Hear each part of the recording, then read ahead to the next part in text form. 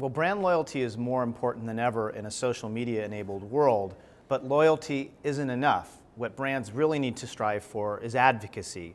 That's where consumers are actually spreading the message on behalf of the brand.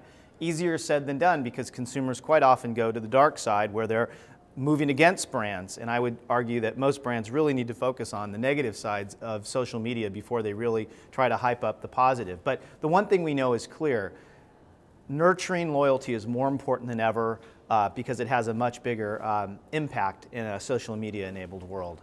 One of the best case studies out there is Zappos.com, one of the top retailers, and they really treat word of mouth as the #1 marketing tool. And the one thing that's interesting about that experience is that they really invite consumers to provide feedback, even to complain in English or Spanish, vis-a-vis the phone or vis-a-vis the chat, just about any tool. And they know that that is the way you really nurture an emotional connection. You dignify their voice by allowing them to speak out, and that emotional connection is what really builds up the advocacy. And this is a very important point, because nurturing advocacy is really hard. I mean, to some extent, you have to take everything you used to do well before and do it even better, because the mistakes tend to be amplified in this environment.